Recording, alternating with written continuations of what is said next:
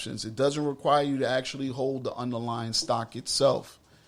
You just purchase the right to either buy the stock or sell the stock. If you purchase the right to buy it, it's going to be a call. You purchase the right to sell it, it's going to be a put. So if you're pretty much betting on price action to go up, if you're betting on the stock to go higher, you're buying call options because you're betting on the stock to go higher.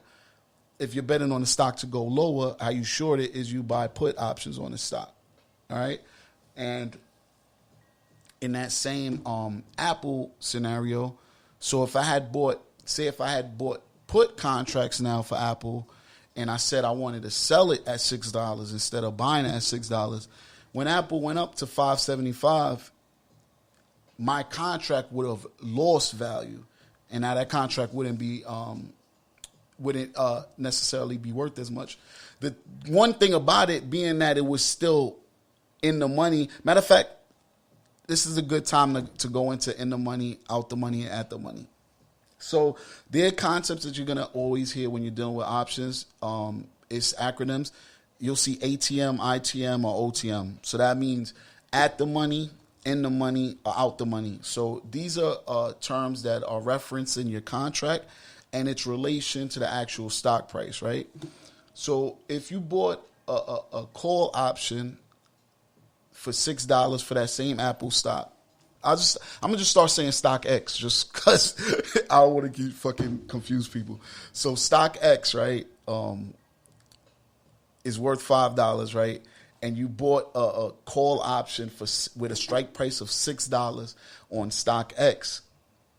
That contract currently is out of the money, meaning that the price of the stock is lower than the strike price you have your contract, right? The moment stock X becomes $6, which is the strike price you had on your contract, now that contract becomes ATM, that's at the money, right? So it's right at the money of the contract, right? If stock X now goes to $6.25, $6.50, now it's above the $6 strike price you had on your contract. Now that becomes ITM. So now that contract is in the money.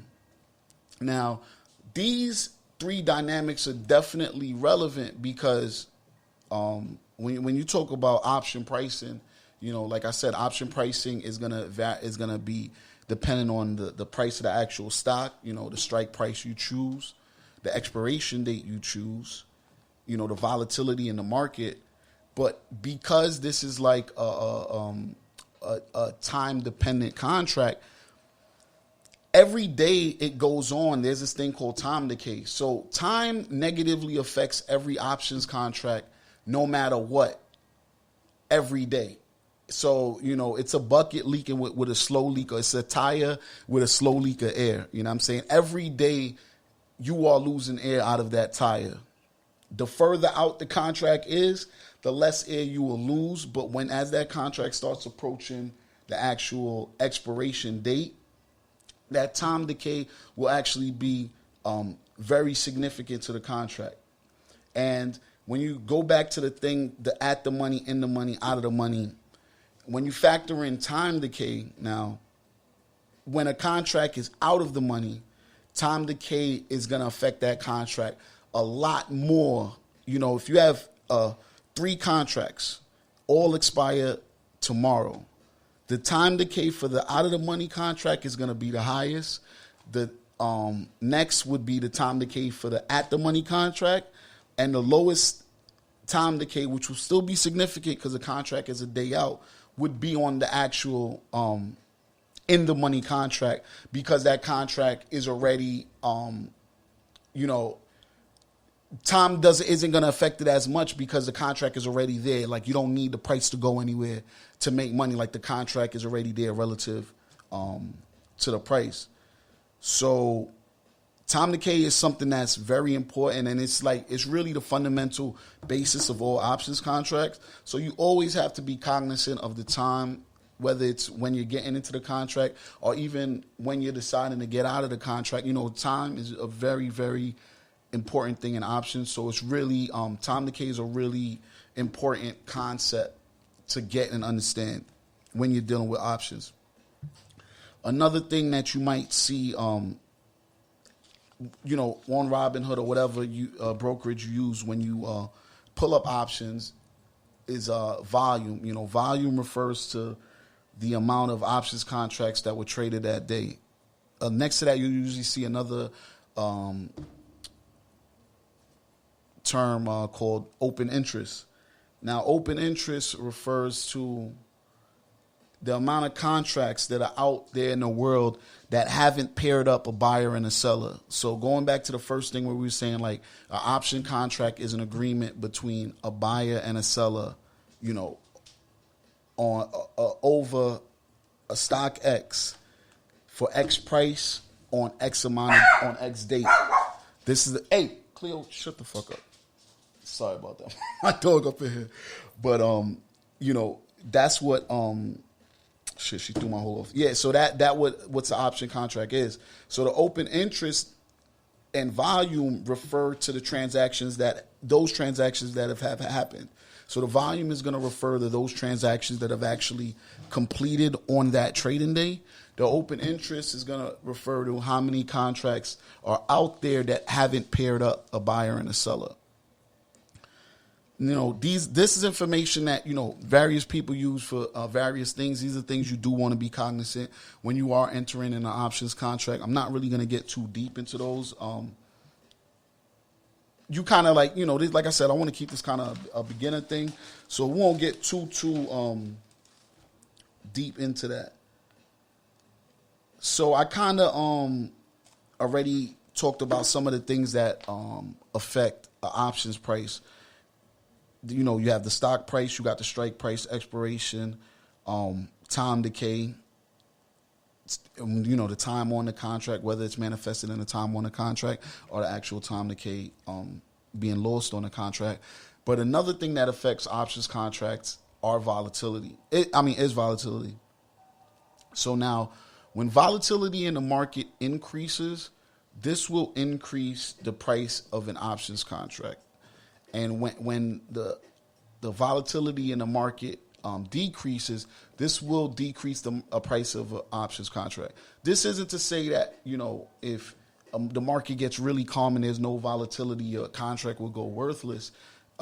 It will affect the price of the contract, but it's not going to make a contract become worthless. But just understand the kind of dynamic is like if you bought a contract in a high volatility market, you have to understand that there's some premium cost you paid in there that was specifically attributed just to the volatility.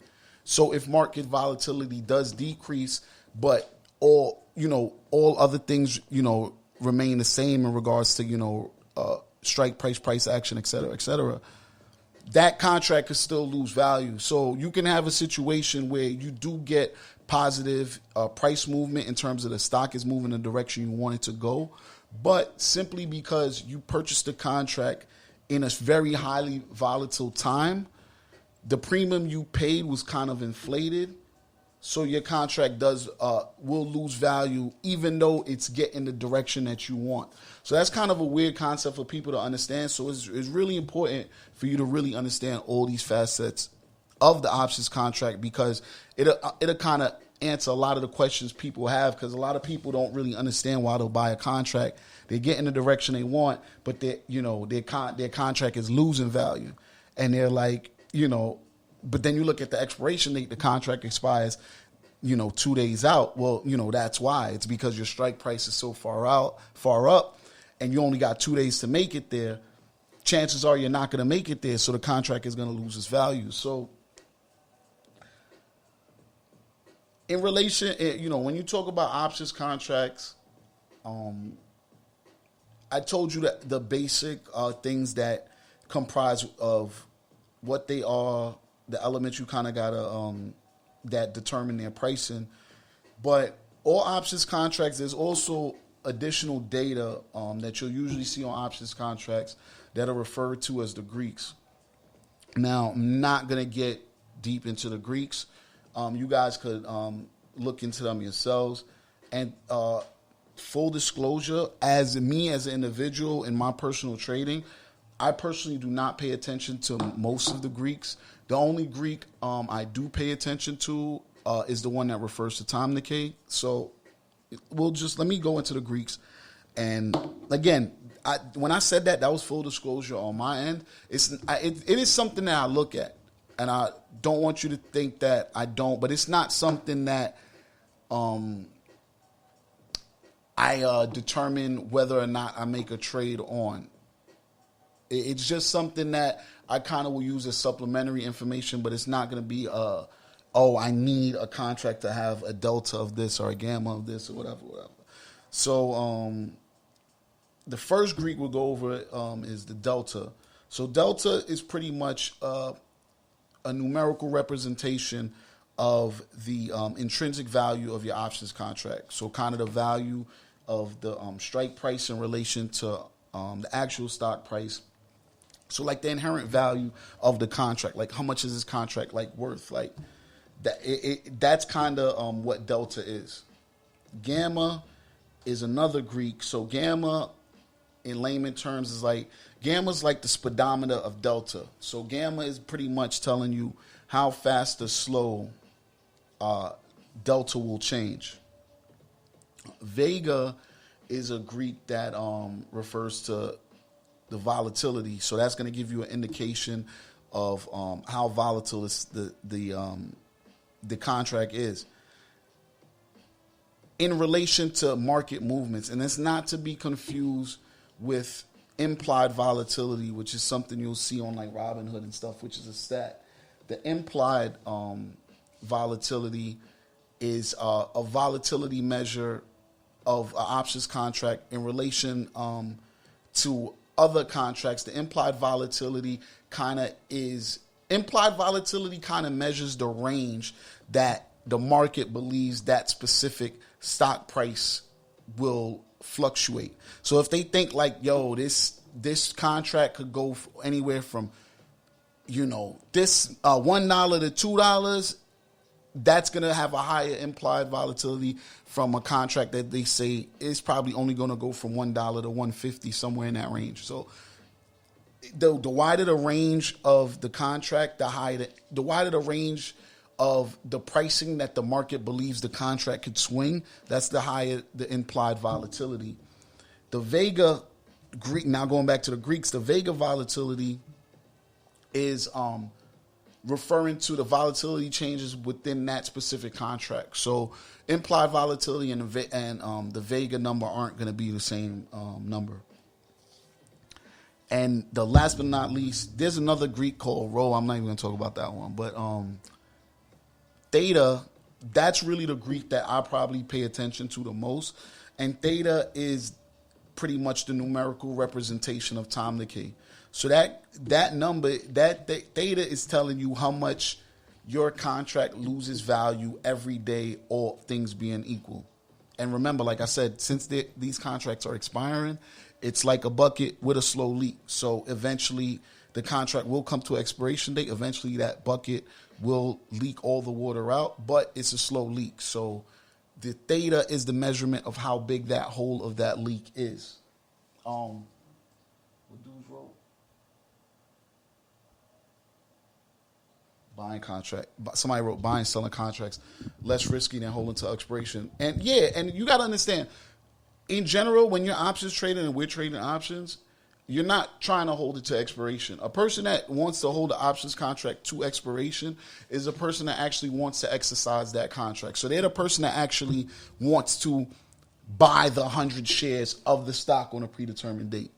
You never really want to hold a contract to expiration. I mean, that's when you get into the super high risk trading, which people do all the time. But, when you're talking about a day out, you're getting into crazy risk. So, what else? What other beginner shit?